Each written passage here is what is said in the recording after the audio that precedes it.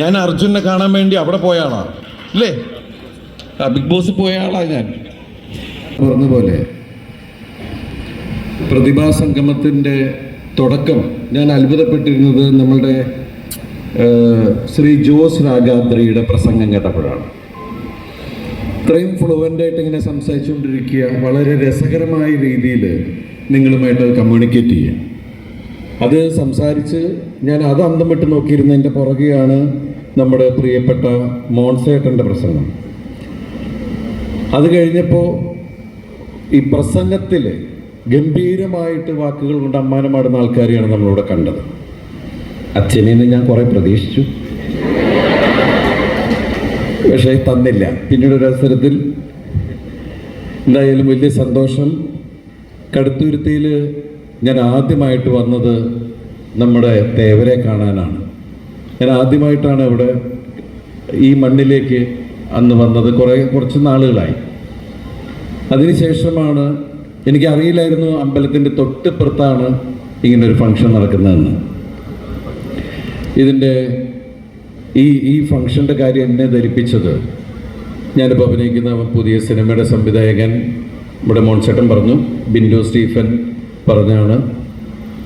അപ്പോൾ പ്രത്യേകിച്ച് ഞാൻ വരാനുള്ള കാരണം മോൺസേട്ടൻ്റെ ഒരു ഫംഗ്ഷൻ എന്ന് പറഞ്ഞപ്പോഴാണ്.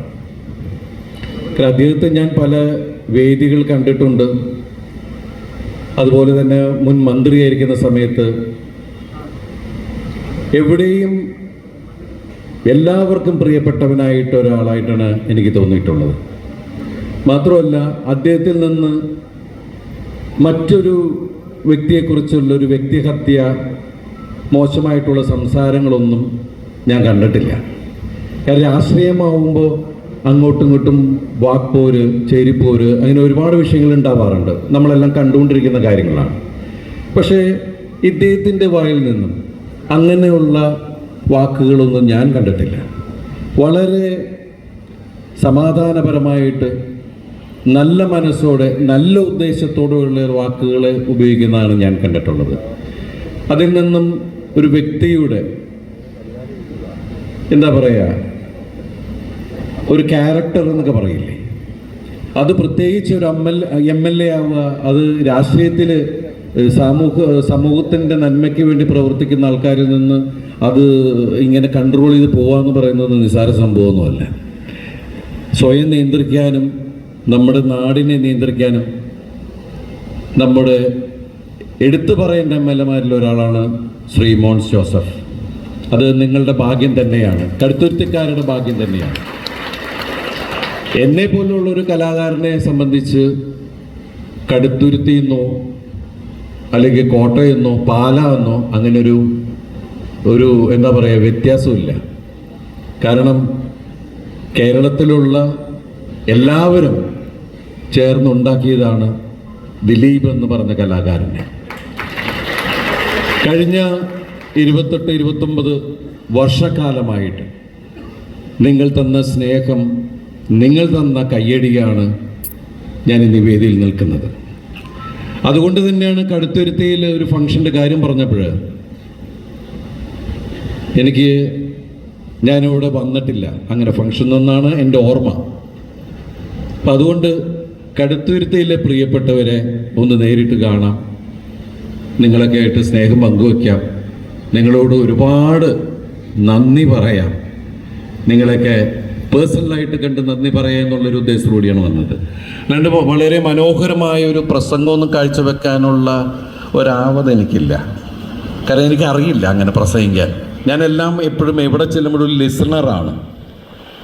അപ്പോൾ ഞാൻ മോൺസേട്ടൻ വന്ന ഉടനെ ചോദിച്ചു പെട്ടെന്ന് തന്നെ പോകാൻ. ഞാൻ വേണ്ട പോകണ്ട, കാരണം ഇതൊക്കെ ഒന്ന് കണ്ടിട്ട് പോകാം. കാരണം ഇന്ന് ഉച്ചവരെയുള്ള ഷൂട്ടിങ് കഴിഞ്ഞ് വേറെ പരിപാടിയൊന്നുമില്ല, ഈ പ്രോഗ്രാമിനാണ് മാറ്റിവെച്ചത്. പിന്നെ അതുപോലെ തന്നെ ഇവിടെ പറയുകയുണ്ടായി, വേദിയിലേക്കാൾ കൂടുതൽ സത്യം പറഞ്ഞാൽ പ്രതിഭകളിരിക്കുന്നത് സദസ്സിൽ തന്നെയാണ്. കാരണം ഇന്നത്തെ തലമുറ നമ്മൾ അത്ഭുതപ്പെടുത്തുന്ന കുട്ടികളാണ്, ആൺകുട്ടിയായാലും പെൺകുട്ടിയായാലും. ഞാനൊക്കെ രമേശൊക്കെ ഇപ്പോൾ ഇടയ്ക്കിടയ്ക്ക് പറയാറുണ്ട്, നമ്മളൊക്കെ നേരത്തെ വന്നത് നന്നായി എന്ന്, ഇല്ലെങ്കിൽ ഇവരുടെ കൂടെ പിടിച്ചിരിക്കാൻ പറ്റില്ല എന്ന് പറയുന്നൊരവസ്ഥ. ഇവിടുത്തെ എല്ലാവരും ഇവിടുത്തെ ആളാണ് അർജുൻ എന്ന് എനിക്ക് അറിയില്ലായിരുന്നു. ഞാൻ അർജുനെ കാണാൻ വേണ്ടി അവിടെ പോയ ആളാണ് അല്ലേ? ബിഗ് ബോസ് പോയ ആളാണ് ഞാൻ. അപ്പോൾ അർജുൻ കടുത്തുരുത്തിക്കാരനാണെന്ന് ഞാനിപ്പോൾ ഇവിടെ വന്നപ്പോഴാണ് അറിഞ്ഞത്. എടുത്തു പറയുമ്പോൾ ഇപ്പം ലിസ്റ്റിൻ സ്റ്റീഫൻ, രമേശ് കടുത്തുരുത്തിക്കാരൻ്റെ ഈ നിയോജക മണ്ഡലത്തിലെ ആളാണെന്ന് ഇന്നാണ് ഞാൻ അറിഞ്ഞത്.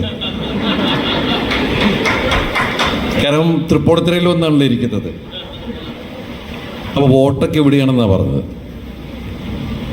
അപ്പോൾ ഇവിടെ വന്ന് കയറിയപ്പോൾ വളരെ പോസിറ്റീവ് വൈബുള്ള ഒരു അന്തരീക്ഷം, നിങ്ങളുടെ മുഖത്തുള്ള സ്നേഹം,